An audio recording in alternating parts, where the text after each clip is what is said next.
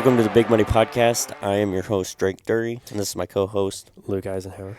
and that was good. And we are going to sit back and talk about gear today.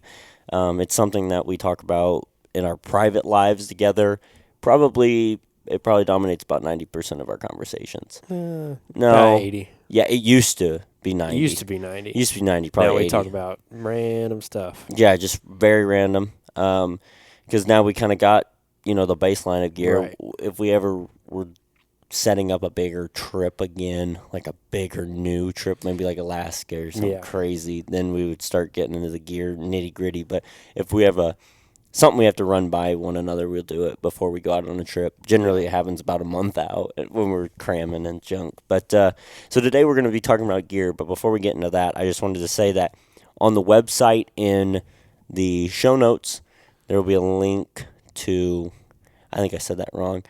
On my website, that link of the website will be in the show notes. There's a summer sale for all stuff and merch on there. I have hats, I have hoodies, I have 2 different shirts. One has a lower stock, decals and cups.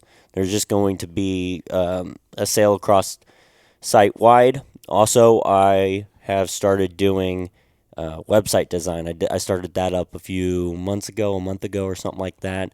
So if you have anyone that wants a Shopify store, I build those. You can find it on the homepage and scroll down to website design and contact me with ideas, concerns, questions. Everything there is provided for you, and we can get you a quote and kind of figure that out. So that's something I'll be doing. In the future, I will be adding in some commercial gigs and stuff wherever I do some filming for other people. But that's to come with some other stuff in the future. So gear, that is where we're transitioning now.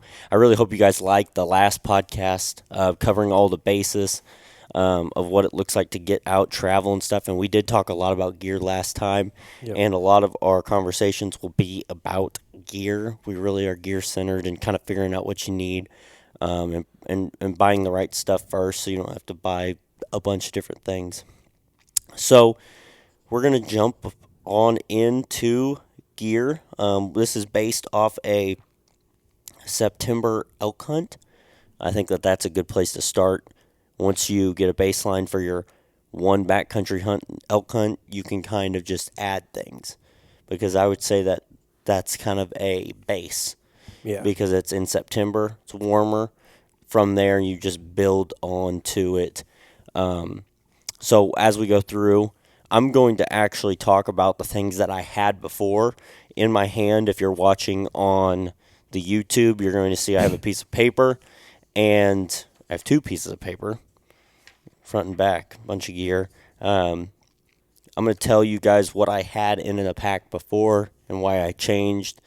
And as Luke goes through his, he'll tell you kind of what worked and what didn't, and we'll go piece by piece. Yeah. So we're going to go ahead and start with the first thing on the list, which is the kill kit.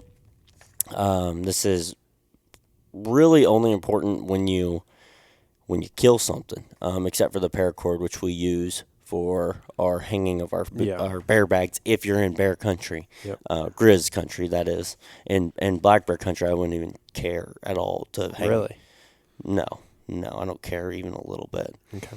I think by day 8, I think I'm just as scary as a black bear. All right. Especially if they're trying to steal my food. Man, I feel like they're in for a tussle. They're in for a treat to deal with me back there. But so first thing I got is game bags. So I have the Born and Raised game bags. I just wanted to support those guys. They make a nice game bag. I haven't actually been able to put things in it yet, but just the overall premise of their design with the zippers, I think that would make it a lot easier, especially if you're by yourself in the woods, to put meat inside there. So I really like their design. Luke can't really test the game bags. He doesn't have any. We were just using mine for when we went out there. Though. Yeah, you did see them, though. Yeah, I saw them and felt them. They were cool. You can get cheaper ones. You can get lighter ones, but I think Argali makes a lighter one, a lightweight one. Caribou Gear makes a lighter one, and they're cheaper, but I wanted to support the guys out there. Knives. This is where Luke geeks out completely. This is like the one thing out of all of this. I geek out on everything, and he geeks out big on knives. So he convinced me to get a Benchmade Steep Country. I'm going to let him get into blades and stuff like that because that's his wheelhouse. But the Steep Country has been a knife that I've heard many people say good things about. It's a fixed blade. And some people want to go with the lighter removable blade. Totally fine. I just kind of wanted something that I might in a few years kind of look back on and see the wear and tear and kind of have like kind of memorable moment with it or something. So I decided to get it, and it looks good and it looks really cool. But once again, I haven't been able to really put it to the meat. Right. I didn't want to do it on deer. I kind of wanted it to be on my first Western animal, so I've waited on that, and I didn't get one last year, sadly. So what do you have for knives or whatever? For knives, I brought the Benchmade Bug Out, which is a folder. Fixed blades are great when you can have fixed blades, especially for backcountry stuff. It's just nice not having as many moving parts to get gunk up into. But I chose the Bug Out. I was going to get the Benchmade Tagged Out, which is sort of like the Bug Out, but it's hunting oriented, so it's got a clip point blade. A little bit more forgiving of a blade steel, and then orange handles, but they hadn't released it yet. And I had lost my regular Bug Out. A Bug Out's a knife that I carry in my pocket a lot of time. It's pretty thin and lightweight. It's just a drop point blade, so it'd be good for cleaning game. It's got a good blade shape, but I bought this one knowing that after the trip I'd kind of use it every day. So, have you been? Yeah, you pretty well keep it in there. Yeah. Yep. So it's for him. It was kind of a real dual purpose knife. He uses it every day. I don't use mine every day, and I'm not really that big. I'm hard on knives. And I could have bought, if I was a more serious hunter, I would buy probably a Steep Country or some sort of fixed blade hunting knife. There was a brand I was going to talk about. I don't have any of them. Is it Argali, the sheep logo? I think that's what is that? The goat knives.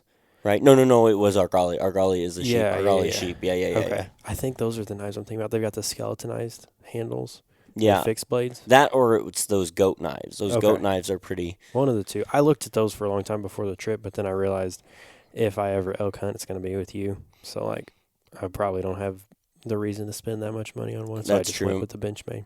Yeah, and my background as a meat processing guy, I've kind of made it my own in my own mind that I would probably be doing most of the skinning. He would just kind of help like hold game up and move around, so it wasn't as big of a deal because I knew I could probably whip it out a lot quicker than most people. That's one aspect of working in a butcher shop that you kind of learn things a lot quicker than other people. Is like I can cut some meat. I can straight up cut meat. Okay, so moving on, I have a 50-foot just wad of paracord, which we used for the first few days really well to hang our food, and then it slowly got worse because hanging our food did not resonate with us after a long day. The night after the hailstorm, I remembered we just throw it in a bush. We cooked inside of the tent. Yeah, just like no, we don't. We had the Jetboil between our legs, and we rolled it out of the tent door away, and we were like, hopefully it just goes for the bag first. I think like we walked 30 yards and just chucked our game bags or our dry bags into like a bush. Yeah. And was like, well, we were done. Yeah, we were tired. That was brutal. I always thought about getting that. What is that special cord? Zing it? Is it Dyneema? Dyneema type. A Dyneema it can withstand similar poundage. It's a lot smaller. It's, similar poundage, a lot smaller, but it's friction resistance, the big thing. So when you're sliding paracord over like tree branches, paracord's good at it, but sometimes that outer sheath, especially if you get the cheaper stuff, it'll kind of catch on the bark. Mm-hmm. But Dyneema is real like slick, so you can really like pulley it over a branch or something. Yeah, I thought about getting some of that. It's kind of expensive though. It is, yeah. Like wildly for like rope. Super expensive. Yeah, so I never really got into that. I also have the Work Sharp field sharpener, which is the bigger one. Yeah. I thought about maybe cutting back to getting they make a little bit smaller one because that one's like a full 4 ounces, which is pretty big, but it has everything on it that you would need. It is nice. Yeah, it's kind of you can do everything with it. And that one, I have that one too. I didn't end up bringing it, but you can take the plates off if you want and just have like the ceramic rod and the strops. Like if you know you're not going to, or if you hope you're not going to get your knife to where you need like a coarse stone, you can take the coarse plate off and then just have fine ceramic and strop. Yeah, which, I mean, if you're doing things right.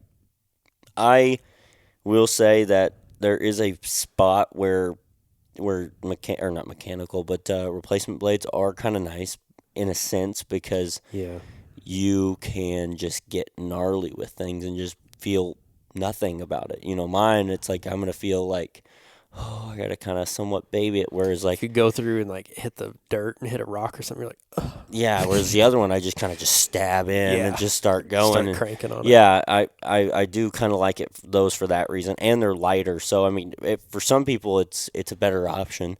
I'm going to try this for a while and see what I think of it, and if I decide against it, I might just go back to my Razor Light EDC because it's hard to beat for the price point, and just you can just beat that thing up. I've skint more things with that knife than anything, and it's just sharp and always fresh. So I wanted to bring a fixed blade because I've done all kinds of like outdoor stuff where you use a fixed blade for making fires and it's nice to have a one that you can beat on. Yeah.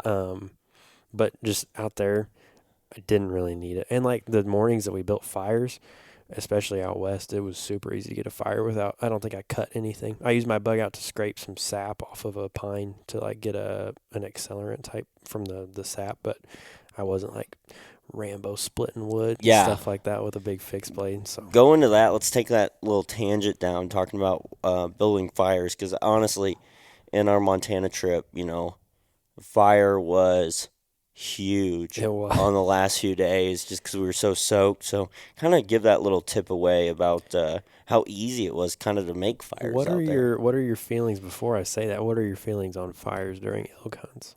As far as like strategy and scent and stuff like that, I think that if you're not like kind of like right there inside of them, I don't think it's that big of a deal. I think a lot of those elk smell smoke from forest fires all around. It was those few days. Remember, it was kind of smoky. It was smoky. So I don't think it's really that big of a deal.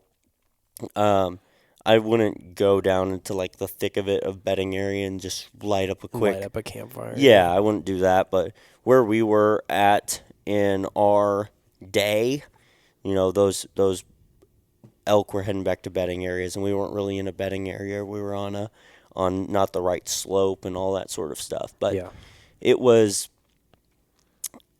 it's not something that I wouldn't do.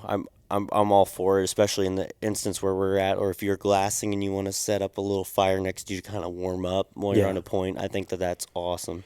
It was a super huge morale boost to just be able to. Huge. Oh, gosh. Wake up in the morning and warm up and dry out and just make you feel all cozy. We didn't do anything really right on our trip. We did everything that you possibly could do wrong. So when we talk... And suffered. Yeah, when we talk about this stuff, we're not talking about it in a place of authority. We're coming at it from a place of like, oh, you can do that. You figure out your own way, but we've done every wrong way, and we know kind of where it leads. Yeah. So it's not really a place of authority. It's a place of just, well, that's going to suck.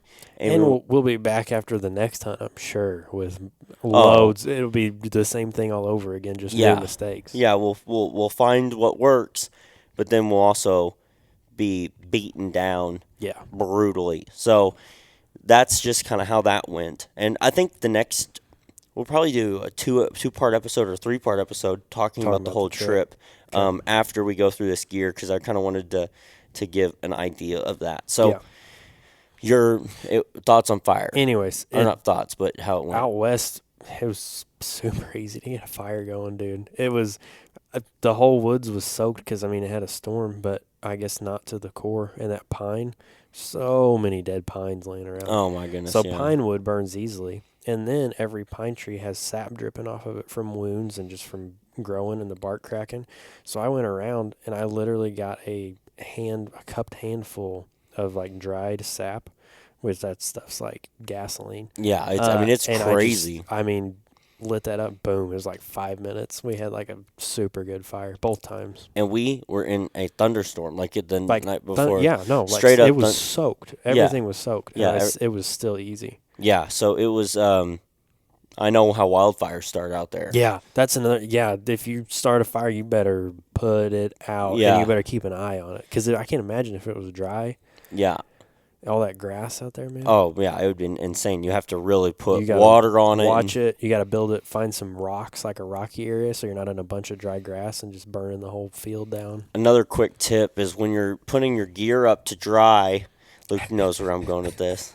When you're putting your gear up to dry and you're hanging it all around, don't stoke the fire.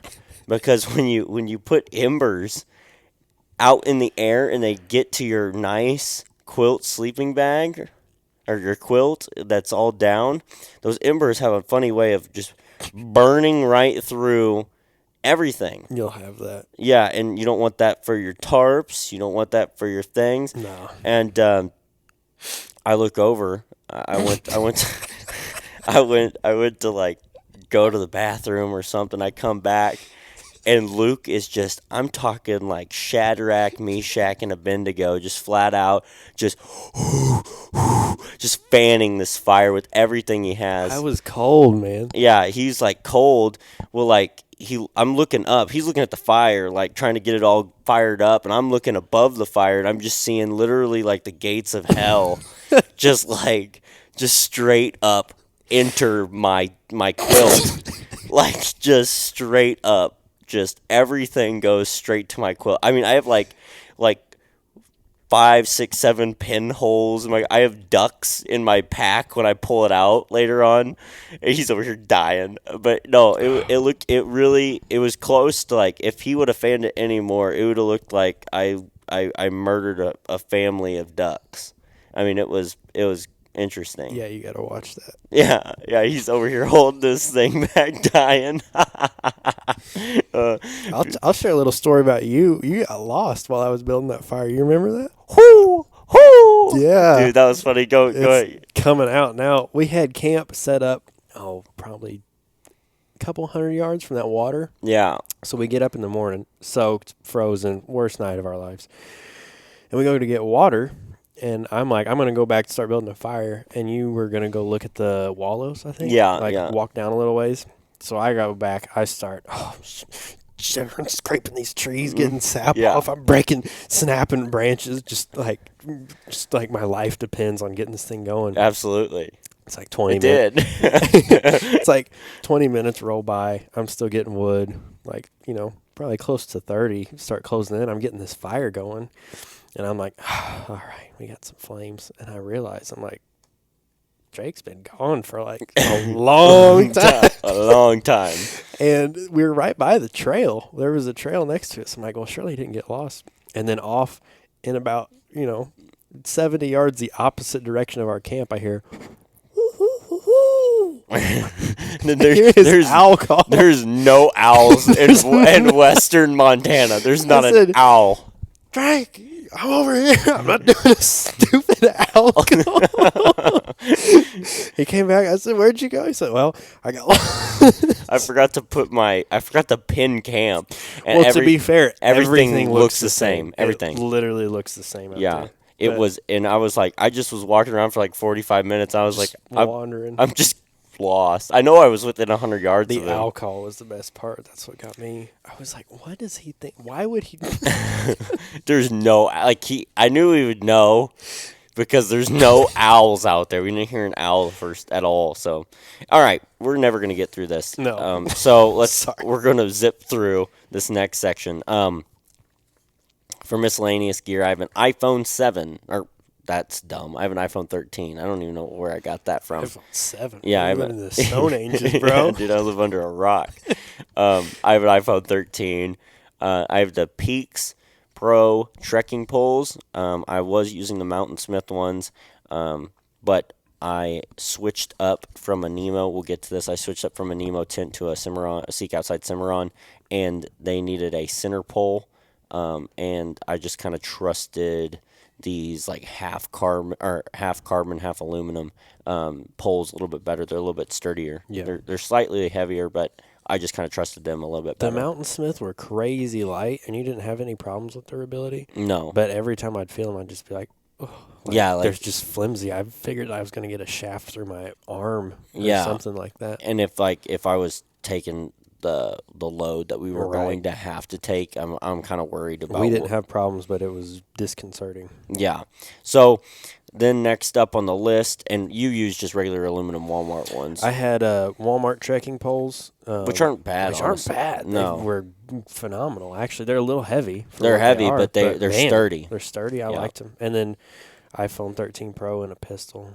Yeah, and then I had for fire starter, I had 2 mini Bic lighters with antibiotic ointment cream in an Axe canister, so like a little Axe hair gel canister. Yeah. I had my lighter, or not my lighter. I had my antibiotic cream with cotton balls. It's Vaseline based, petroleum based.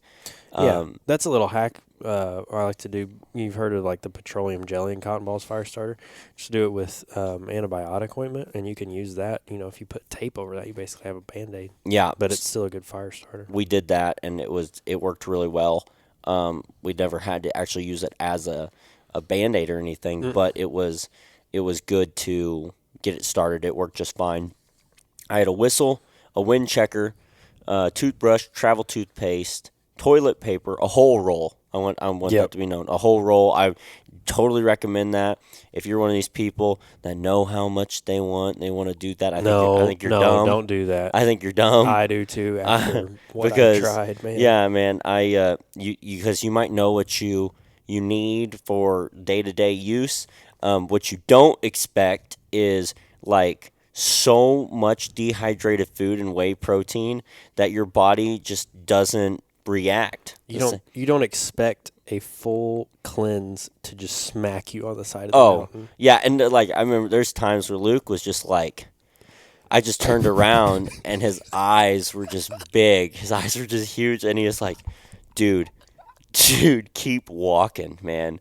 Keep walking, because I'm about to. Those Peaks meals were not cooperative. No, and it wasn't like an unsettling, I feel bad. It was like someone hit you in the gut. It was scary. Yeah, it was fear. Turned around and he's, keep walking, don't look back. I felt like it was like that Bible story of like Sodom and Gomorrah where it's like, don't look back on the city because things are going down, and that's what Luke was doing. Oh my gosh. You don't move that. I think it'd be better for the viewers just to hear your whinish laugh over there. I think that'd be. But yeah, no, it was bad. And then so roll of toilet paper, and then I had a Sea to Summit. What list is this? Miscellaneous still? Yeah, miscellaneous. He didn't put his in a list. He's not as much. Well, I got it in categories. So like my spoon goes with my food stuff. Yeah. My toilet paper goes with my hygiene stuff. Oh yeah, I didn't. I just kind of put it in miscellaneous. But right. So then I got the Sea to Summit 20 liter. That's for my food. I hold my food in. I have the outdoor dry bag 2 liter for my camera, Allen wrench, and not for my Allen wrench, but I have an Allen wrench as well. A Walmart travel pillow and a Stealthy Hunter glassing pad. I don't have that actually, and I didn't take that on the trip, but I'm going to add that to it because it's like a little sitting pad. We're going to do a lot more glassing, so I'm adding a little glassing pad to it just so it's nicer. I'll kind of let you kind of file in with certain things because I know we've kind of done ours in different categories. Yeah. I also, let's see. So I'll put my. All right. I carried for like toilet needs 2 packs of disposable like flushable travel wipes. and they had, I think, 18 wipes per pack. And I was like, 8Ds, like 18 wipes per pack. Like, 2 packs should get me. And on the way back to the truck, like that last day, I was like nervous. Running out. I'm like, I didn't have to, but I'm like, if something happens, like these darn toughs are getting like sacrificed. Like it's going to be bad. Yeah. So definitely an entire roll of toilet paper. Wipes are nice, but I would have much rather had toilet paper out there. So TMI on that one. But. Yeah, no, I mean we could get a lot more in intimate discussing that. We will in the next few podcasts. Quick tip is find something to hold on to, man. you can't freestand that. No. You know a lot better than I do. We'll get into that with the next podcast. I want you guys to have something to look forward to. We have a lot of funny stories.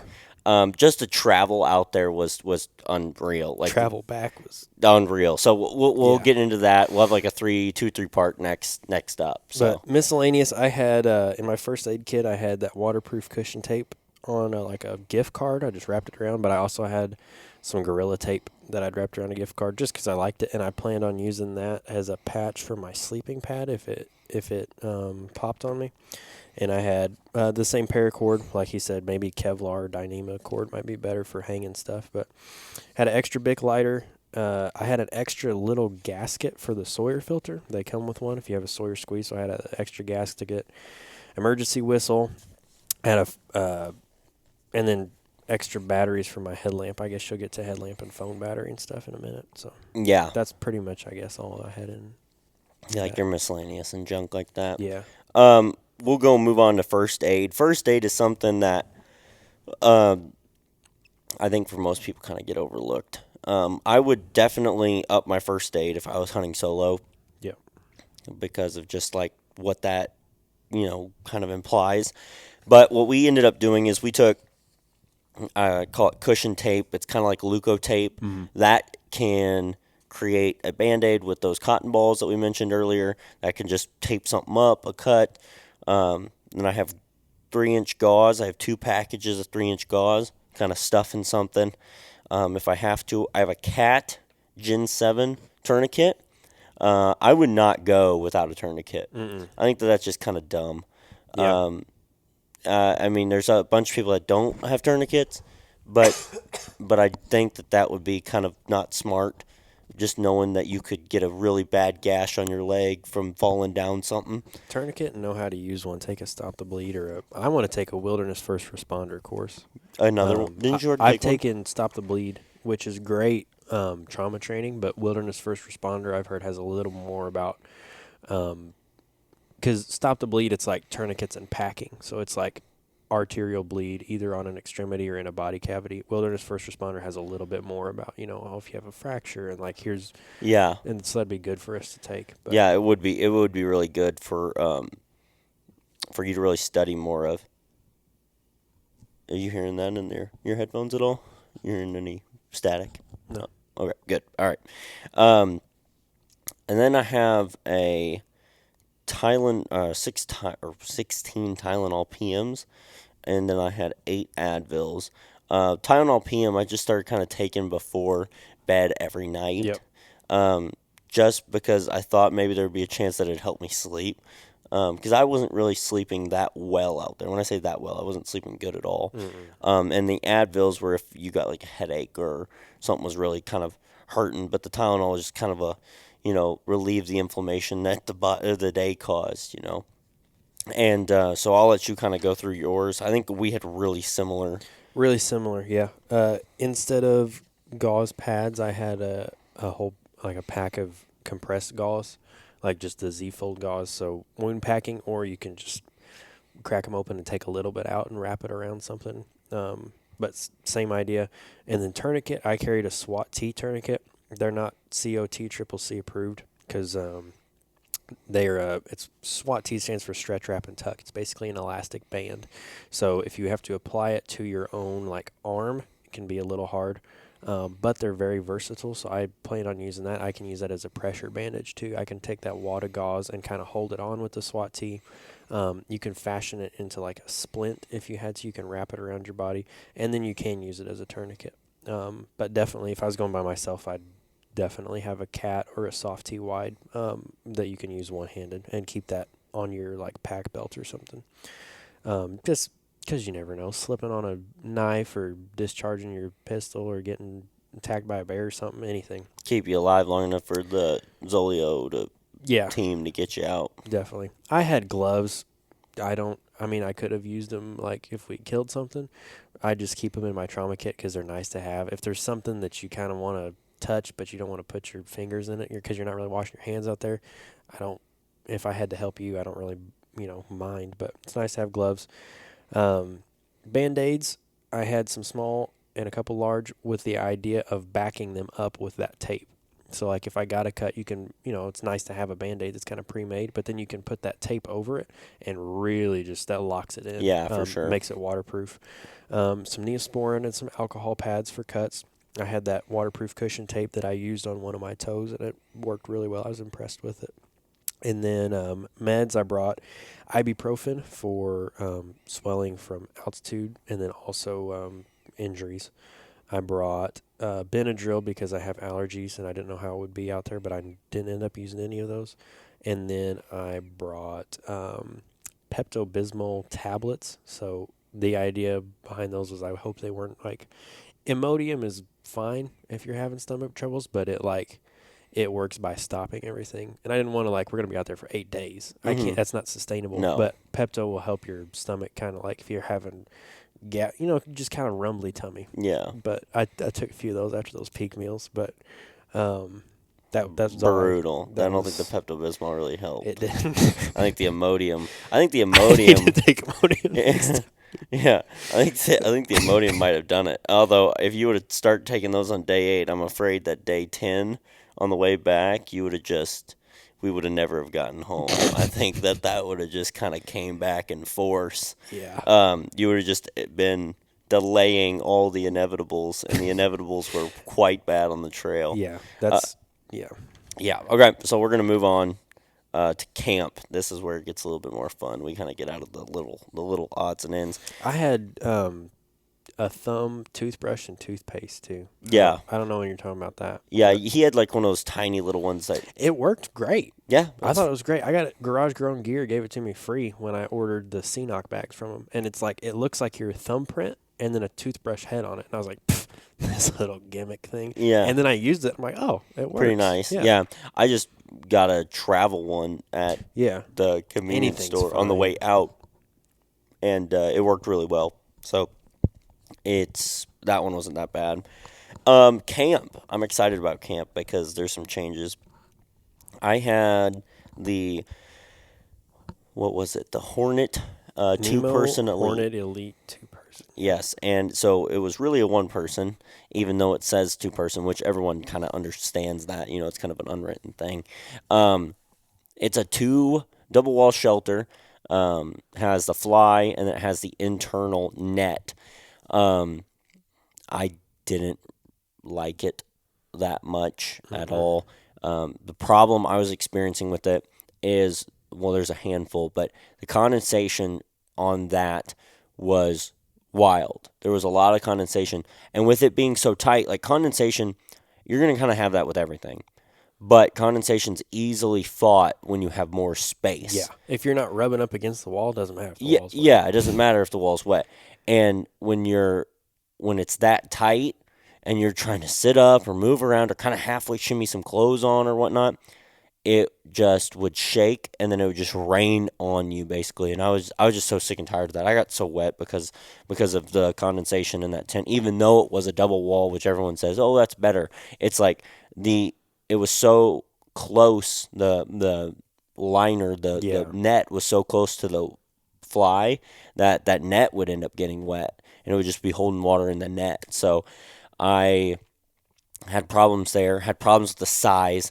It was a coffin, and there was 2 days where we spent a lot of time in our tents, and there was also a time when Luke had to come into my tent. And I think that when it's raining really bad, I think that I would rather have a bigger tent that a buddy can come into my tent and we could play cards, we could talk, we could glass from it. instead of just being isolated from one another. And you just gotta, yours had a little more headroom, but you kind of just laying there. Like, Yeah. it's not like I'll put on some clothes or I'll make some food. It was like, well, I just kind of gotta stay still, or Yeah, it's else I'll like hit the wall. I'm a coffin. I'm in a coffin Yeah, basically. And I was really not about that. I really wanted to just scale up. I felt like that was more important. Also, what I experienced is um, on the days it did rain, the vestibule space was not big enough to really hold all my stuff under it. So my stuff got wet. Um, having wet stuff is just not fun. And then, I mean, the important stuff didn't get wet, but like, I mean, I got a little wet, but like inside of my quilt, I was able to dry off or at least make the moisture somewhat warm, which is, you know, yeah, but still, like, a lot of my stuff was wet. My bow got wet. And then another thing about it was um, the way you set it up. It's kind of like typical tents. You'd go ground sheet, um, the inner tent, and then the fly in that order. So you have to do ground sheet, inner tent, fly.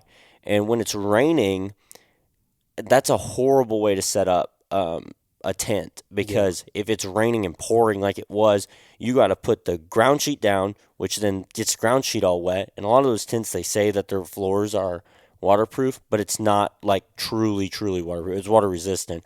So then you got to put your inner tent, set your inner tent up on top of that. And then as you're setting your inner tent, that just provides a easy way for the whole inner tent to get completely soaked before you put your fly on. And you can do it as quick as you want, but it's like it's getting wet. yeah. And Like, it's not. It's like, well, now it's in your tent. Like, you yeah, can't just, oh, well, I'll dry. Like, it doesn't dry off. It doesn't seep out. It's no, like, especially when just, everything's wet. Like, I mean, it's raining outside. yeah. It's like, so now, because what If are you you get gonna? wet in the setup, you're just wet Yeah, for then a forward. while. Yeah, Yeah, like until something dries, and the idea of something drying when you're raining for the past 3 days is not really a reasonable thing, and then you just stuff it inside another wet. It's so. And with all of that, I realized that having a tent where your rain fly goes up first, yep. and then you put your inner tent in, which a lot of tents don't make it like that. Mm-mm. So this is why I switched to the Seek Outside Cimarron. It is a without any um, without any gear or anything. You can fit 4 people in it, um, and that would be probably really tight. But without any gear, you could fit 4 people. Um, Without gear, you could definitely fit 3. Um, and then you could do a stove and everyone's gear, uh, a stove and everyone's gear, or just a stove and 3 people. You could do 2 people, all your gear, a stove, one person, a stove, and everything you could ever want, like a castle. And in September, I'm not using a stove, so this tent is truly. Luke got to go into it. I set it up for him in the yard. This tent is truly a castle. Um, it's wild how much room I have. I can stand up and put my pants on. The only concern I have is finding a spot that's even to set it up. Um, I kind of figured that what I'll have to end up doing is finding the flat spot and setting it up to where a side of it is on the flat spot where I can lay, and then my gear might be in an uneven spot. Mm-hmm. But really, it's not that big of a deal. We can always find something that should be okay enough to put that thing up. Um, and then it allows for Luke to come in my tent, and we can talk, hang out, or someone to come in my tent. If I have another friend that doesn't have a tent, they can always have someone stay with me in the tent, and have plenty of room. So I really like that idea so far. It's a floorless shelter. I don't really see a problem with a floorless shelter at all, especially with the size it is, and having my my Tyvek ground sheet still down. I don't think that there's really going to be a problem there. So that's what I used was the Seek Outside, or I used the Hornet, but I switched to Seek Outside. I got, like I said, a Tyvek ground sheet. I just bought Tyvek, cut it out to my size of my tent, but now I'm just going to use it under my um, mattress or my sleeping pad, and what I'm sleeping on. I have the Hang Tight Hot Shot 0 degree quilt. We'll put the link to Hang Tight inside of the description. That place is amazing. We talked about it a little bit on last podcast. We won't really get into it, but it's awesome. Yeah. And then I have the Thermarest Neo X Therm, 4.4 R value. Really like that sleeping pad. And then I have the XO 6400 pack. That's the pack I'm using to pack everything in. I just figured I'd add that in. But that's kind of my camp and stuff. Other than the tent, I didn't change anything. I liked your pack. Well, yes, the pack, it went from a 48 to a 64. I felt as if I didn't need more room. A 48 did fine for 8 days, but I'm going to do longer trips here in the future. So I wanted to get a 64. Plus, we'll get into why specifically I changed to 64 when we get to the hydration system, because that's huge. That was game changer. Luke told me so. Like I totally listened to him now on this. It was a big deal. So I'm gonna have Luke go through his thing, but other than a tent, everything's pretty well the same. Yeah. So I bought the Nature Hike Outdoors. I don't know, tent on Amazon. Yeah. So it's a Chinese. Don't buy it. Tent. Well, no. If you lived around here, yes, it's fine. Yes, if you live around here, great. If you're just using it for camping and maybe some backpacking, like you want to go out in the Shawnee and stuff, like it would be okay. Like I liked it. I thought it was for the money, $110 for the money and the weight. It was fine. It's very similar to the Pariah Outdoors Bryce one-person tent, if you've ever looked at that one. So it's got the entrance at the front, and then you crawl in, and you lay down, and it is a coffin. It's coffin shaped. There's the vestibule at your head. And I just took the ground sheet and the fly. So I have the ground sheet, the fly, and then the one, wishbone pole and the stakes. Because there's an inner tent, which has a little, sidewalls and mesh. And I was like, well, I'm not going to need the sidewalls and mesh. And it was okay while it was dry. I didn't have a lot of room. It's basically a shaped tarp, so I didn't really deal with condensation that bad. But then again, I pretty much got out of my tent the first thing in the morning to put clothes on and stuff. There's not a lot of room. Like if you had to put clothes on, especially 6'3", and then having a whole meat hauling backpack in the vestibule, there's no room. No. And then it got dangerous when it started to rain, because the sides of the tent are so close to that ground sheet.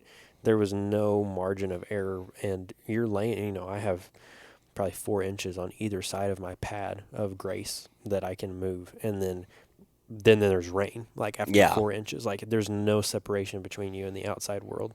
And day 6, when water started flowing like through my tent, like it was bad. So definitely a larger tent.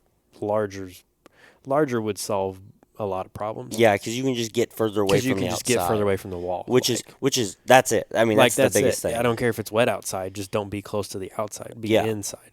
I don't care if the wall's like condensation. Just don't be close to the wall. But definitely I'm going to switch. For $110 getting me through that trip, and then maybe using it around here a couple times, it'll be fine. But I'm definitely going to upgrade. I haven't decided yet. I'm still looking around, but probably a seek outside of some sort for the tent. The pad I used was the Climate Static VUL. Yeah. Is that still the one that? Yeah. Because I ended up switching. Before we get too crazy, I'm going to talk about just real quick about his tent. For the people who are listening to this, it worked, but I wouldn't recommend it. Don't do it. Yeah, for backcountry hunts. Like what we're kind of talking about right now, don't do it. Go ahead, just add another $200-$300. Yeah. I know that's hard to say for some people, but just add $200-$300, get yourself a nice tent. It wasn't worth it. Or try out a tarp. Yeah, see if you can do a tarp. Honestly. A tarp. I've look into those camped before, and I like them. Yeah, he actually thought about going back to a tarp. Yep. And I may still get a large tarp. Seek Outside makes a DST tarp, $139. It looks awesome. It's like a 10x10. I'd look into that if you're really pressed on money. But you can make some really cool designs. Yeah, tarps with a trekking pole. You can make, obviously being a tarp, a lot of people do kind of designs that have one side open or like, you have a door area. But there's a way you can pitch it that it's an enclosed like pyramid basically. You stake out one side. So stake in one corner, stake in the other corner. So you have a long side. And then you bring the other two corners together. So it forms a triangle. And then you put a trekking pole just right in the middle. And you have you lay along that long side.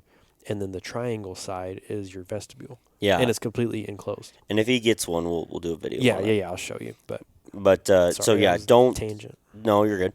Don't get it. I just don't get it. I don't want to say it's a bad product for in general because it wasn't awful to be fair for the money, but don't get it for elk hunting. Yeah, it is a bad product for elk hunting. Yeah, and if you were even pushing it to try to do even later in the season, then you're getting into a dangerous zone. It's not just bad. It's not just uncomfortable. It's dangerous. Yeah, now you're putting yourself in actual harm's way. Yep. I think don't get it for elk hunting, but if you did, you can survive. Yep. But you're starting to get to a point of just unsafe when you go any further. At that point, spend less money on a larger tarp. Yeah. And be uncomfortable with it, but be, still dry. Alive. Yeah. Yeah. All right, keep going.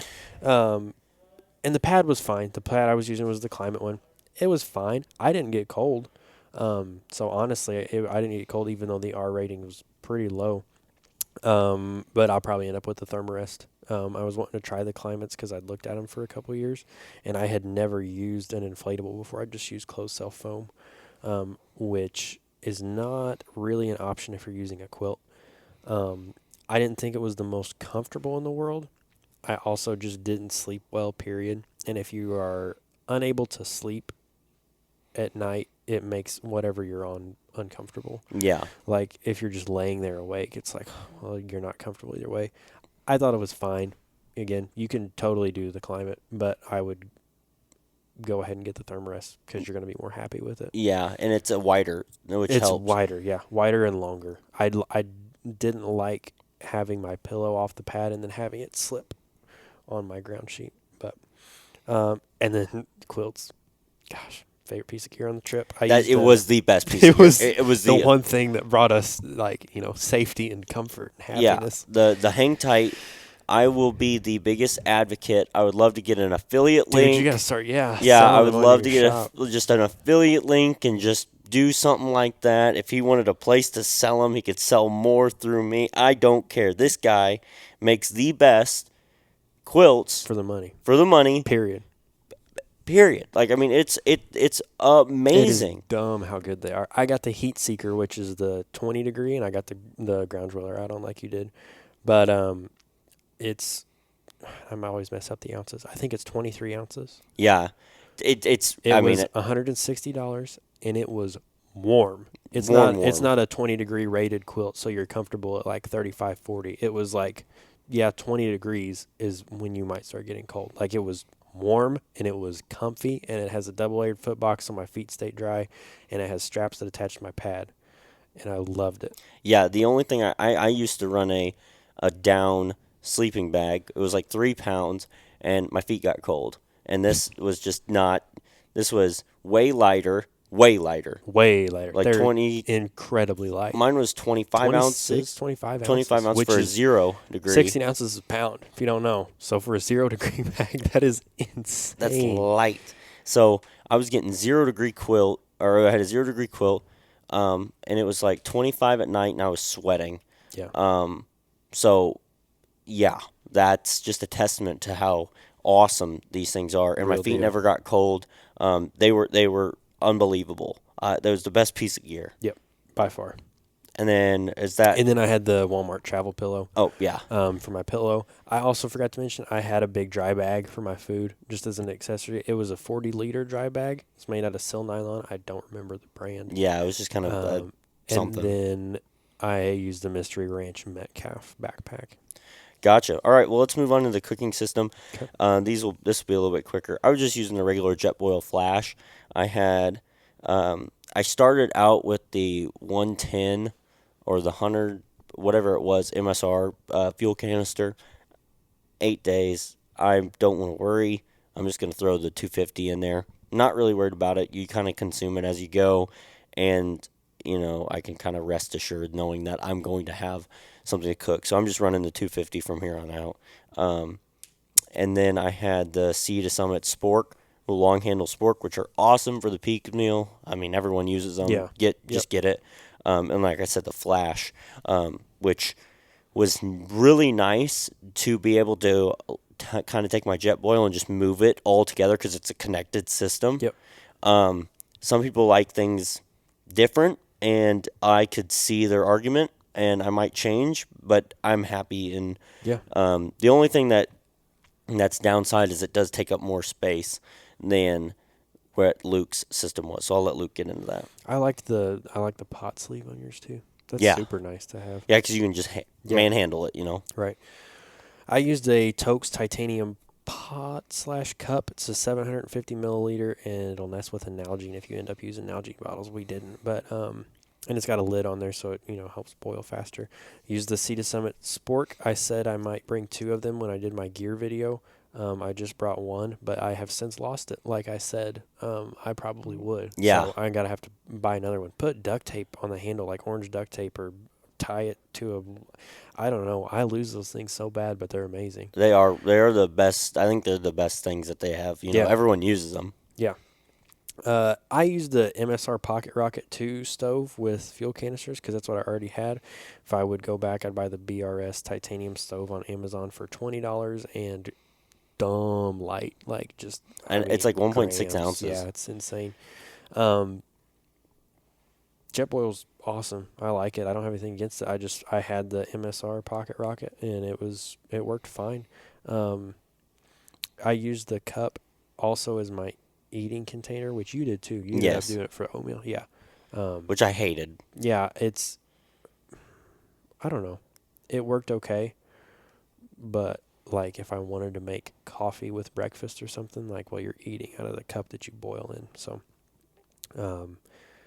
I don't know. I could see, if I didn't have an MSR, maybe I'd buy a Jetboil because I can see it's nice. It's nice to be able to have it all in one, and they boil super fast and everything. Mine, you have to kind of be conscious how you place it and set it up so your pot doesn't fall off, but it worked fine. Yeah. It's just kind of up to you on that one. Yeah, it really is. If I were to change, I'd go with the BRS. Yeah. So it is BRS. Yeah. Yeah, I would go with the BRS. Just because, it's so light. And room. Yeah, room's a big deal. So my Toke's cup fits a 110 fuel canister and my stove and a mini Bic wrapped in an REI microfiber towel that I use to clean the pot, and that all fits in the cup. So, and then I put that in a little mesh bag because you ideally use the mesh bag that comes with the cup to scrape it out too. But so I grabbed my pot, and that is fuel, lighter, towel, stove, cup, all in one. Which is nice about the little folding stoves. I still would probably use the 250 even if I got that.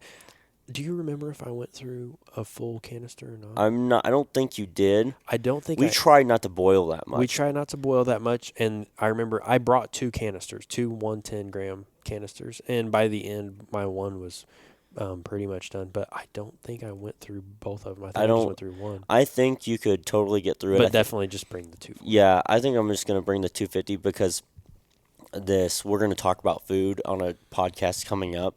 But I think I'll be doing more boils and having a little bit more food. So I'm just not even going to bother. I'm just bringing the 250. Yep. Okay, so let's move on to water and its filtration and storage. I have 2 2-liter CNOC bags. I'd totally recommend those. Those were killer. Loved them. Yep, and they have that wide opening. You can scoop up water, move on. I had a Sawyer squeeze filter. It's pretty light. You might save an ounce or 2 with a steri pin or something, but I'm a pansy and I like not gritty water. Yeah, that's the thing is it just doesn't sit. Just doesn't sit right with me. The streams were fine. The streams were clear out there. They're pretty water. A steri pin is you wave around this UV wand and it kills everything in the water, which is fine. It doesn't take anything out of the water. So if you got grit in your water, you're going to have grit in your water. Yeah, and if you have to pull water out of a elk wallow, out of a literal elk wallow, then that sucks. Like, it just doesn't feel right. Yeah, and then it's batteries. It's another thing that can die, which yeah, they probably don't. I've never used one. I just don't like the idea. I don't either. I'm definitely about the Sawyer squeeze filter because I tried it at the BigMuddy River, which is the grittiest river known to man. I mean, you can't see an inch down under the water, and we did a water test. You can probably still find that on my YouTube, and the water tasted like regular water. And after that, I was sold. Yeah. So I'm just sticking with those. Then I got a water bottle coupler. It's like a $2 piece that you can buy that screws on to your Sawyer and screws on to smart water bottles. So just a smart water bottle, plastic water bottles that you get from the gas station. Those are super light. You can get the liter ones, you can get the 1.5 liter ones, and they are slick. So I was using a platypus bladder, and I think that there is a great thing about them, and that's the fact that you can just sip your water whenever while you're walking. That's the plus. The minus is everything else. Yeah, everything else. Literally everything else. When you go to fill up that bladder, you have to pull everything out of your pack. Even if you have a special sleeve, even if you have the quick disconnect, because I had the quick disconnect, it just would be compressed and the water wouldn't want to flow through. You had to pull everything out of your pack and then use it. I hated that. I hated at the end of the night having to make food and having to actually siphon water out of my bladder into my thing. A lot of times I just said, "Hey, Luke, can I borrow a little bit of water?" And Luke was, going through his water way faster than me, and he was like, "I don't want to give you any of my water." So I totally switched because things like brushing your teeth, things like gathering water. I remember watching you try to get water onto your toothbrush from the filter because you didn't have a bottle. So you're like squeezing the bag and you like got it on your toothpaste. And that was with the dirty bag. Yeah, you put dirt. That's what it was. I had already filtered on my water. I was just waiting. And you were trying to fill up your bladder and trying to get water, and you poured water on your toothbrush, and it was the dirty water, and you just stared at me. And I just said, "I don't care anymore." And I just started brushing my teeth. Like I was about to I was so tired of fiddling with it. I was about to just drink dirty water out of these things. It was annoying. So I decided to go with the smart water bottles, and that was the best decision so far made. A good switch, and that's why I changed my pack, because the Born and Raised Edition 4800, that pack does not have nice water bottle sleeves. They're super shallow. Yeah, you couldn't put anything in them, especially with that pack expanded. Yep. But this new pack I have has a spot for water bottles on both sides. So I'm gonna have 2 water bottles with purified water in them, and it's gonna fit just fine. It's great. And then I just like the pack configuration of the normal Exo Mountain as opposed to Born and Raised. I liked it, but I think that this is going to suit me way better as just a normal functioning pack with that. But Luke runs something exactly the same, I'm pretty sure. So Sawyer Squeeze, there's a lot of filters on the market. I like the Sawyer Squeeze. The Sawyer Mini and the Sawyer Micro Squeeze are attractive because they are lighter. Just be aware the difference comes with the flow rate. The Sawyer Squeeze has a solid stream. If you're a guy, you understand. But, right. It's pretty good stream, but it's more difficult with the smaller filters. Use the CNOC bags. Indestructible. I tried to get mine to break because I brought 2, and I never tested them before. So towards the end of the trip, I was like throwing one on the ground and like squeezing it in really weird ways, and it wouldn't break. Yeah, I loved them. They were really awesome. Really awesome. And then that water bottle coupler, the Sawyer Squeeze has threads on both sides, so you screw it onto your smart water bottle, as in you screw the clean water side onto your smart water bottle and the dirty side onto your CNOC bag, and you squeeze directly into the bottle in one contained system. Which is awesome. What you also can do with that is backflush your filter, screw it on the opposite way. Or no, just turn it over, I guess, and squeeze clean water through so you don't have to carry that syringe. Remember, the Sawyer filters come with a syringe to backflush. You can just squeeze your water bottle and do it. But yeah, that was the same thing. My Metcalf, you can pull the bottles out of the pocket while the pack's still on your back. So I didn't have a problem drinking on the go. I'm going to use 1.5 liter smart water bottles because, like he said, I go through my water a lot faster. And those 1 liters, it was fine, but it got a little annoying. Like, oh man, like I'm going to have to ration a little bit because we're not going to be around water, or like, oh, I already got to fill up again, so I got to walk all the way down to the stream. So 1.5 liters in the bottle, and then maybe some in the CNOC bag will just get me a little longer. Yeah, I even thought about upgrading to the 3-liter CNOC bags. Yeah. And they make a 3-liter version. I thought about upgrading to the 3-liter CNOC bags and then getting the 1.5s. I might do that. I really think I'm going to, because that takes it from 9 or 7 liters. I believe that's how that math works out. Yeah, 7 liters to 9 liters. Big difference in 2 liters. Huge difference. So I'm going to go ahead and do that, just because there's going to be times now, and what I've learned is just the amount of how high you go up. You know, I want to be able to load up with as much water as possible and just stay up there for as long as possible. And if you're using one bag as a clean bag, one bag as a dirty bag, you only have to fill up once. So like if you had a 2-liter bag and a 1.5 liter bottle, like you have to fill up one of your bottles, refill the bag, and then fill up your other bottle. But then if you have 3 liters, you can just fill up both. Yeah, fill up both, which makes it just kind of integrated. Yeah, nice. And so yeah, I'm gonna probably upgrade to those. Moving on, we're going to go to electronics. I'm going to zip through these. I am a pansy. I have the Thermarest air pump for my pad. That thing is kind of cool. It's just a tiny little air pump. You just hook it to your sleeping pad, and it pumps it up for you. It's like $35 on Amazon, and it's pretty slick. I think it's kind of cool because Luke's must be nice. Yeah, Luke's doesn't take like the static V. Yeah, that's another thing. The Climate doesn't take half the air the Thermarest does, because it has the V's in it. It has the ridges. But yeah, but the Thermarest takes quite a bit of air. So this air pump is just going to be simple, easy, and it's just a comfort item. And then I have the Black Diamond Cosmo 350 headlamp. I like that headlamp. I think it worked well.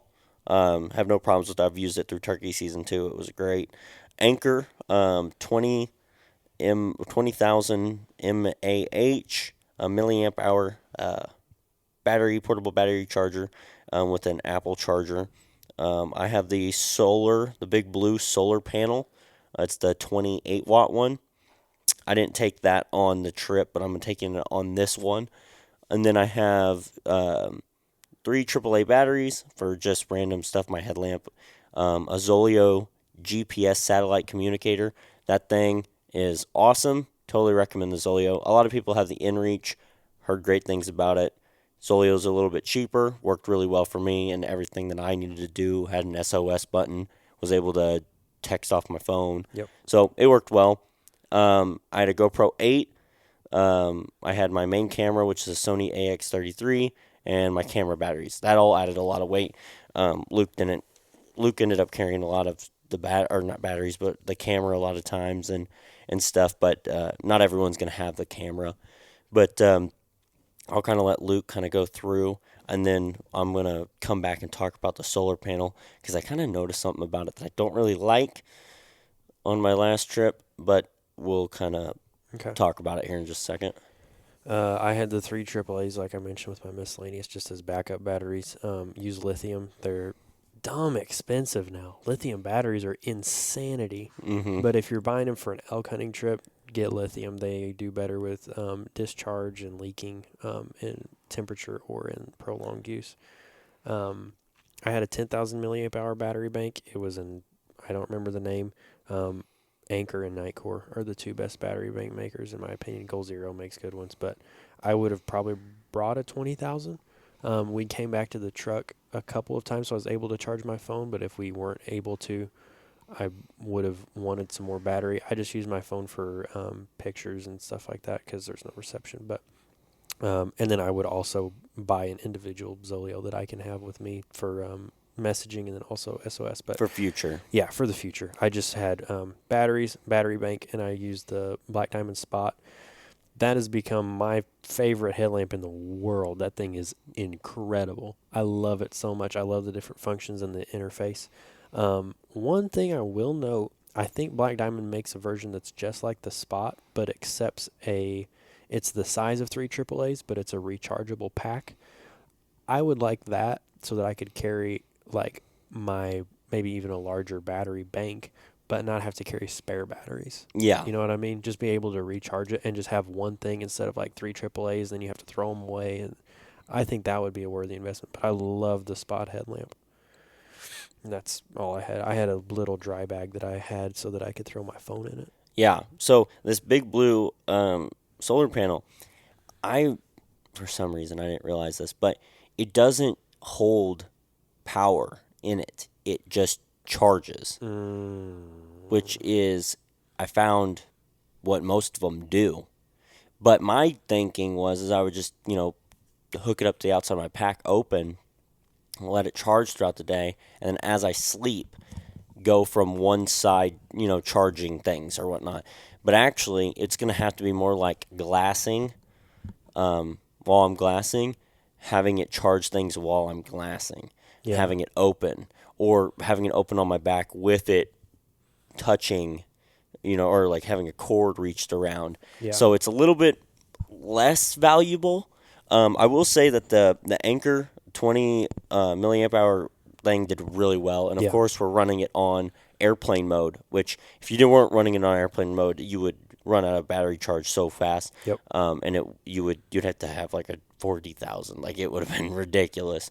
But I really like that. The only problem is it doesn't really charge fast. It takes like 12 hours to go from to get fully charged. Really? Yeah. Charging the bank itself? Yeah, the bank itself takes a while to get charged. Crazy. So I put it on last night, and before you got here, it still wasn't charged. Wow. Yeah, and it was at 0. So it does take forever to get that thing charged, which is kind of my worry with the Big Blue, is it's not gonna charge it fast. I can maybe in a few hours I'll get one more bar. There's 4 bars. I might get one more bar, but I'd have to be sitting up there glassing for a good little bit.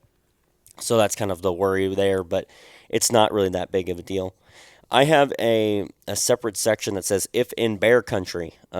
I have bear spray with a FHF gear bear holster or bear spray holster, and that hooks to my bino harness, and then I have a SIG SP22 9mm. Ideally, I'd probably have a 10 mil. I think that would probably be. Me and Luke talked a lot about it. Yeah. I don't want a revolver. I can't shoot revolvers well. We were like, oh yeah, man, I'm gonna get a revolver, and then we shot his 357 the other day, and we were like, ugh. Yeah, it's I can't hit anything with that. Yeah, not only am I not accurate, but the follow-up shots ain't happening. No. I would rather have something. So if I had to choose between a 44 and a 10 mil, I would go with the 10 mil every day and twice on Sunday, because that 44, I'm getting one shot at a charging bear. And maybe not even accurate. And not even accurate. I would have to practice with it more, but then I'm practicing with the 44, which is about as fun as playing with hand grenades. Yeah. So I was just not about that. And that 10 mil is just a functional, conventional pistol. Yeah. Now, yes, of course, recoil's sharp. Yeah. And if it's a semi-automatic. And the slide, and you have it close. Yep. Yeah, and you're close, you can mess up the thing. Way I see it, you have a bear on you. I'm going with something that I'm more prolific with, you know, and I can get quickly. I can get 4 quick shots off. Oh yeah, relatively quickly. That bear is close, and I can 4 quick shots, and they're accurate. They're gonna be accurate shots. When I say accurate, I'm talking with a basketball. Or a little bit bigger than a basketball, beach ball size. Chest of the bear. Yeah, and that's I call that accurate because it's running at me and I'm scared. Yep.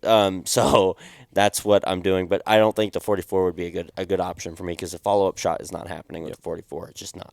So that's my quick thing. Luke had he had a bear spray, and I had a Springfield XDM 9mm. Yeah, I would take a 10 mil too. One thing we should talk about though is the position of the gun, because I want my gun on my body. I ended up clipping it. It wouldn't fit around my hip belt, so I clipped it to like where the belt clips, where the little thin fabric is. I clipped it there while we were walking, and then I would move it and clip my holster to my belt while we were around. I'm probably, since I don't have binos, I'm going to get a chest rig holster, so it can go on under my pack straps, and then it can be there while I'm walking around too. Because if you dump your pack, you don't want to be away from your gun like that. To story from sitting on the log. And it's over there. He's referring to the meat eater story. Meat eater story, and then just I don't know if I've trained like that holster on the belt. Well, I guess if I trained holster on the belt, I shouldn't put it on my chest, but I don't know. Think about where your gun is and how quickly you can get to it, because if you need your gun, it's probably going to be a very, like you're getting charged. Yeah. Not like, oh, I see a bear, I better, get my gun out. It's Yeah. probably like yeah, you're ready. Gotta start dumping. I had the bear spray on my chest and the Which gun. I really liked that. That looked like a good setup. Yeah, the bear spray on my chest and gun on my hip. I had bear spray on the left side, gun on the right side for my dominant, non-dominant. And I definitely like that one was on my body and one was on my pack. Yeah. I think it should be actually reversed, Mm-hmm. but I also like the weight distribution on my hip rather than it being kind of sagging on my gut all day. Yeah. But I'll look into that and we'll kind of fill you in on some of that sort of stuff. Let's kind of blow through. We're kind of towards the end. Let's blow through clothing, and this is going to be really easy because our clothing is very kind of subjective to like what we're doing. I think clothing is one of the biggest areas in which people can kind of get scammed out of some cash. I mean, there's some great things. Love all the outdoor places that that make great clothing. I just think that this is where you can skimp a little bit, as long as you're not going cotton. There's no place for cotton in backcountry at all. So I was using for boots, I was using a Cabela 8-inch tactical trainer. They seen better days, and they're discontinued now. So I'm getting new boots. I believe they're around a Flex 2. So what I'm going to switch to is a Crispy Laponia 2 GTX.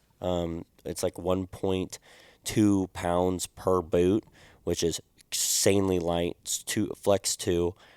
I can deal with a lighter Flex. We were going through stupid technical stuff. I mean, obviously there's worse things out there, but we were going through some pretty nasty stuff, and I don't really have any problem with where we were with the boot I was wearing. I had 2 pairs of merino lightweight socks from First Light. I know Luke was using Darn Tough.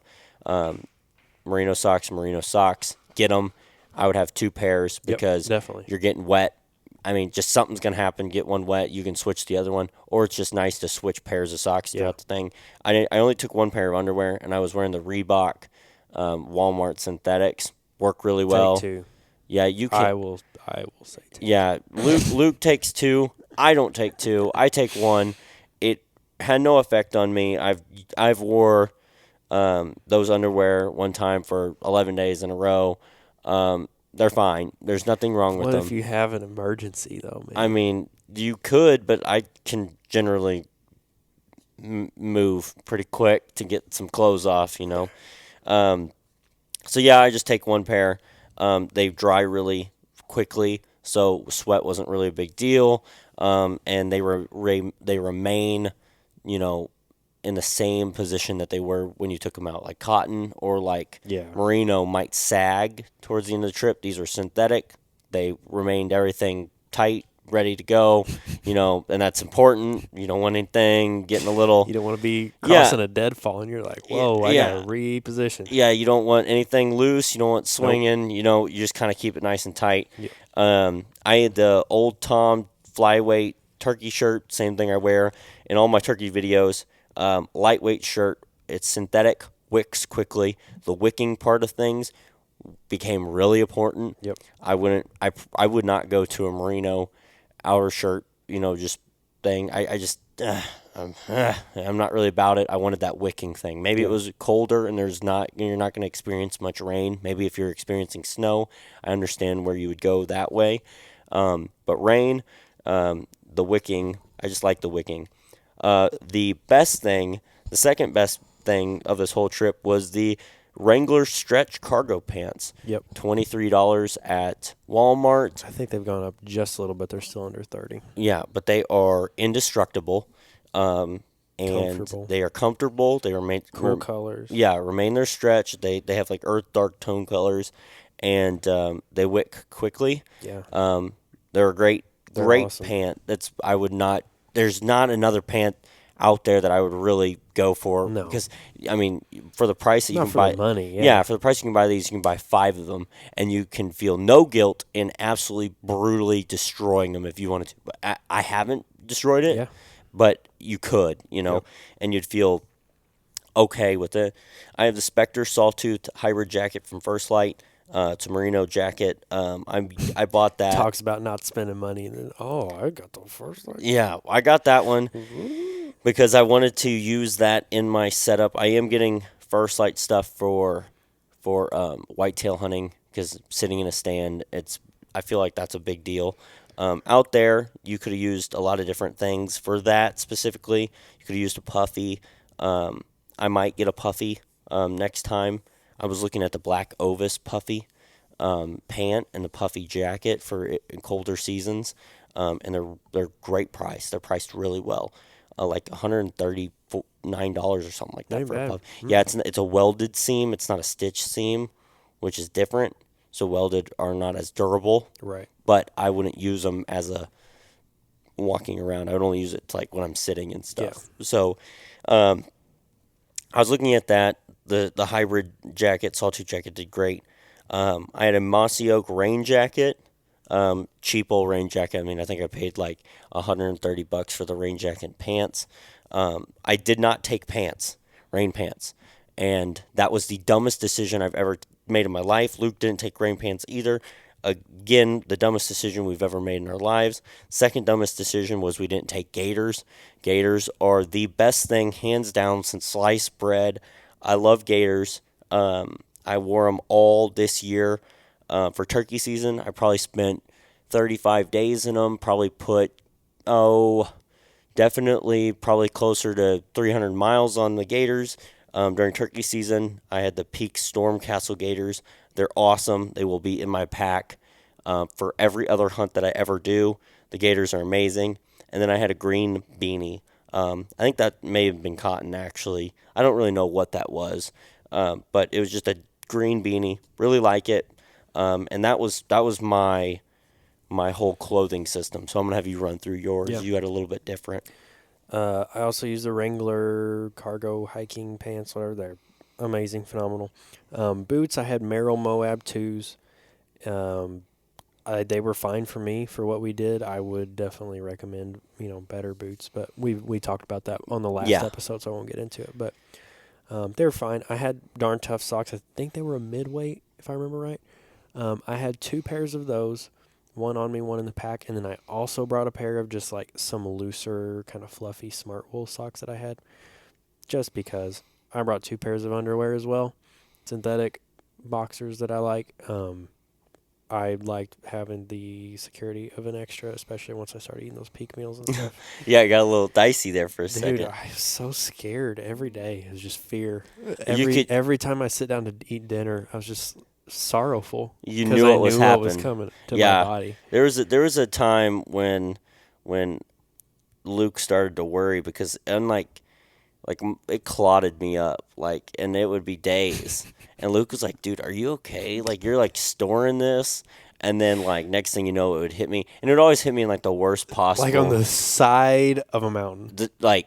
Side, like a mountain goat. Yeah, we were above the mountain goats. I was. There was mountain goat crap next to mine. It was a thing, and it was not a pleasant experience. Nope. The wind was hitting me in all sorts of places that didn't see light that whole time, and just I don't know if you've ever.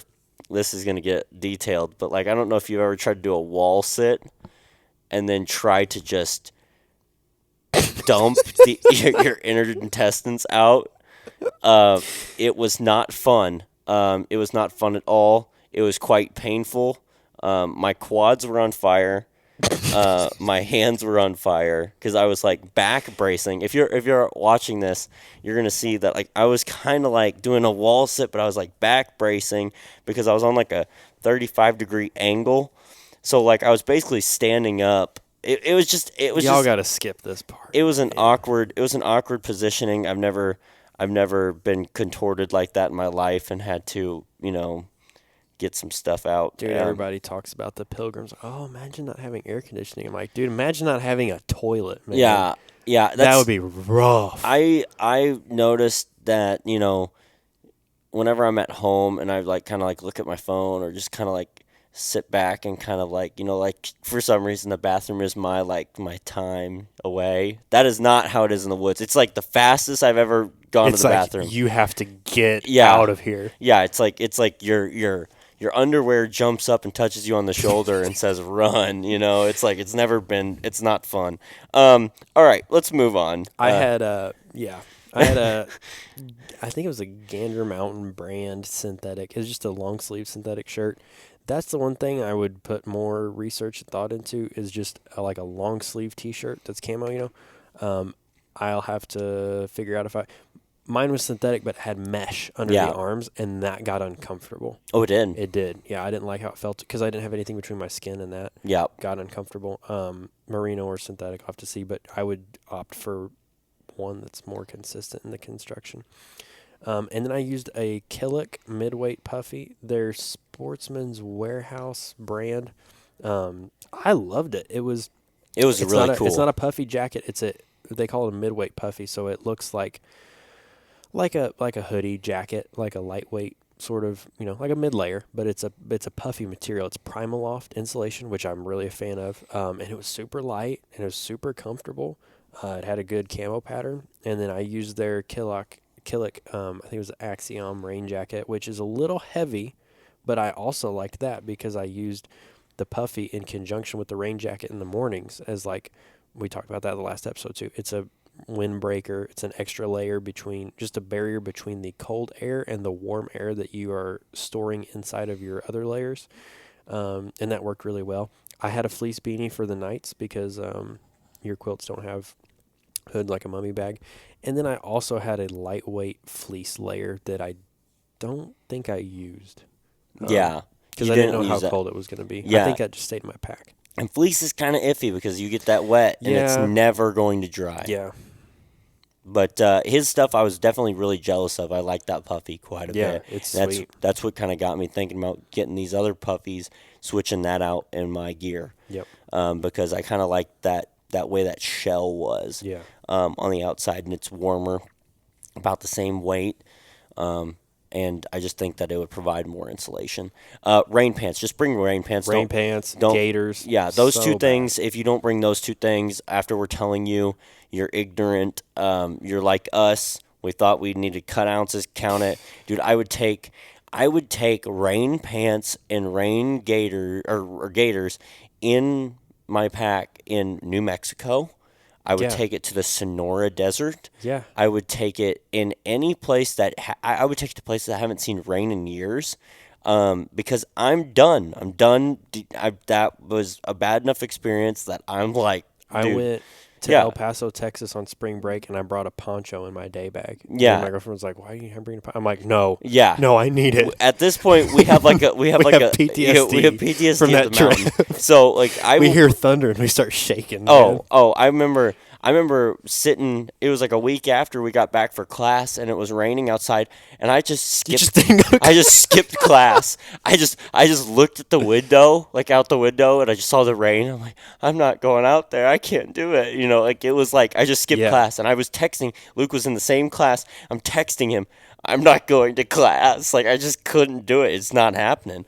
So the rain really got to us on that one. So rain pants and gaiters. Yeah, and then this last section, Luke doesn't have any of this, so I'm just gonna kind of go through it. This is kind of more on the hunting side. Luke is more of the hiking side of things and likes seeing beautiful areas and all that. But this is kind of like binos and chest rig and stuff. So I had the regular Vortex bino harness. I had a wind checker on one side of it. I had lens wipes inside there. And then my optics, I had a Vortex 10 by 50 Diamondback.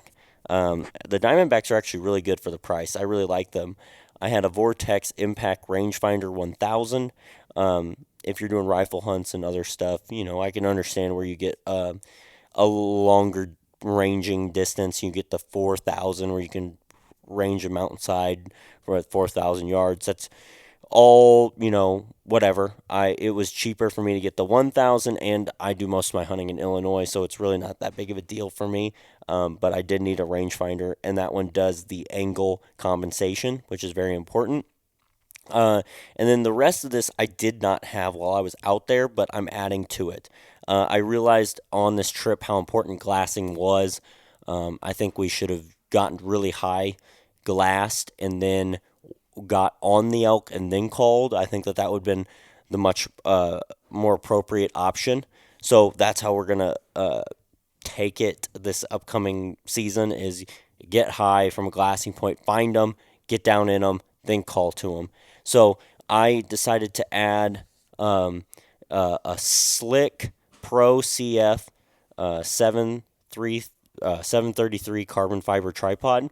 Relatively light. I called up Go Hunt, and Go Hunt has a guy there named Cody Nelson, and he does like personal phone calls, helps you set up your glassing system, and he's really knowledgeable. Probably one of the most knowledgeable on glassing quite around. And I sat That's down. cool. Yeah, I sat down and talked with him, and really set up this thing, and he worked with my price range and stuff like that. So he's a really smart guy. I'm glad that they have that service there. Yeah. That's really awesome. That's cool. So I got that in my cart right now. I haven't bought it yet, but he recommended that, and I'm trusting him on that. I'm gonna get the MagView phone plate and the MagView spotting scope system. This is just a little thing that you can hook your phone up to. Just a magnetic plate, and you can do digiscoping and kind of film through the thing. And I've seen some pictures. It's just right on there, clicks. Looks nice, so I'm going to get that so I can do more film that way instead of having to zoom in. I can do it through a scope. And then I've got the I don't know how to really say this or pronounce it, but the Surrey, I don't know how to really say idea. it. VA5 Ultra Compact Fluid Head. This goes on top of the tripod. It's, according to them, it's one of the best fluid heads out there. And those are kind of important for just having steady glassing motion while you're sitting out. So I went ahead and got that. And then I've got the Vortex Pro tripod adapter. That's just to hook my spotting scope and my Diamondbacks to the tripod. And I will be adding the Vortex Razor HD 22 by 48 times 65 millimeter objective angled spotting scope to it. I went ahead and got the Razor. That is the highest quality glass that you can get at Vortex in a spotting scope. So I went ahead and got that one. It's the 65 millimeter objective lens. You can get the 85, and then you could go and get, there's other brands that are really amazing, like Swarovski and stuff like that, where you can get like the 110s. The reason I stuck with this is, you get in the 110s, you're looking at 6-7 pounds for a spotting scope. I don't need that. That's not how I really run. I want to do something for digiscoping and just have something quality but light. So these are like 3 pounds as opposed to you go up one more size, it's like 5 pounds. I don't need that. So I'm going to just go ahead and stick with this like smaller 3.5 pound range. And I think that's going to do everything I want and more, just for my style of just more moving and running and gunning, getting some glass up. Most of your glassing comes from sitting down with the binoculars, glassing, and then the spotting scope comes out to fine-tune stuff or digiscope and stuff like that. So I'm going to stick with that. And Luke might get some stuff at some point in time, but it's not really that big of a deal. I got extras, and we'll, if I'm looking through binos, he could look through the spotter or whatever. So, other than that, I don't really think that there's anything we need to add. What do you think? Is there anything specific to it? I think we really did kind of comprehensive on our gear list. That is something I wanted to really jump into because I wanted to give people an idea of what our gear looks like, what we've kind of changes we've made over just one hunt. Yeah. And we're going to keep making changes. This gear list you can find on my website at thebigmuddyoutdoors.com. And it says on there it's subject to change year by year. Yeah. So I will provide a link in the description to this exact gear list. I'll probably also provide a link to Luke's. I'm going to put his on there. By the time this comes out, it should be on my website. But we'll sit down and make sure that he gets his gear list up on the website and stuff. And we'll put that in the show notes. And you'll be able to just click on that, go to the website, read some more of our articles, because I got some articles in there that pertain to some of the stuff we've talked about. And then, of course, I've got the gear stuff. And then while you're on there, you can go save 10% across store-wide on all the different merch that we have. I've got, hats, hoodies, 2 different shirts, cups, decals, just a bunch of different things. That would really help out. I would really appreciate that. Things coming up in the future, I'm trying to get higher quality stuff. Obviously, this is new, the podcast, and all this, gear costs money. And I'm trying to keep upgrading and camera gear and all that sort of stuff. So any little bit of money helps, and I'm very thankful for the people who have supported me already. But go ahead and jump on there and grab a shirt. They're not that expensive, and they're pretty cool looking, and it really goes to support this mission that we have.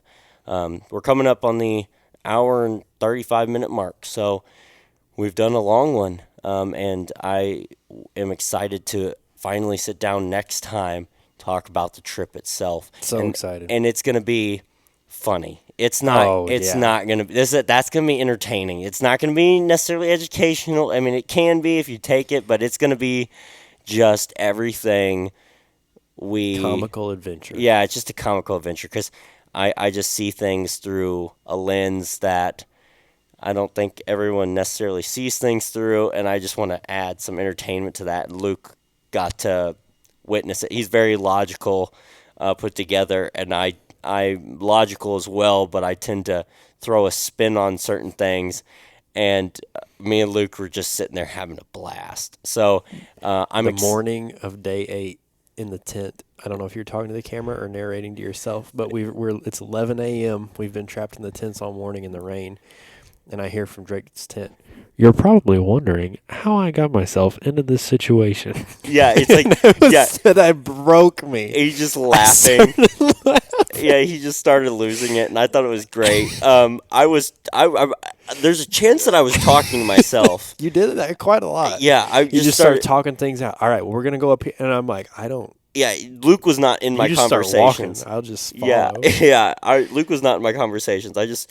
As the days dragged on, it just turned into. You didn't want to talk to me, so you had to get it out somehow. Yeah, and we'll get into all of this. I mean, it's just going to be so much fun. I really hope you guys listen to that one. I'm excited to see this thing grow. I have a lot of fun doing this. We might. We're going to do a lot more fun ones too, where it's not just technical and this and that. I really enjoy kind of adding the humor. You got some good hunting stories. Yeah, so we'll add in that. We'll get some other guests on at some point in time and do all that. I'm excited for that, but I wanted to get a few of these under our belt. Should have my dad on. I remember deer hunting one time. The most somber person out there. Deer hunting one time. I'm like, 10 years old. And I tried, I think, coffee for the first time, and I'm out there, dude, my stomach started hurting. Yeah. I was in pain, and I was sitting on a 5-gallon bucket with a little cushion on it in this blind. And I lean over this bucket because I'm just crippled over, little kid with a stomach ache. And my dad goes, "Breathe through your nose. They can see your breath." And I was like, "Sorry."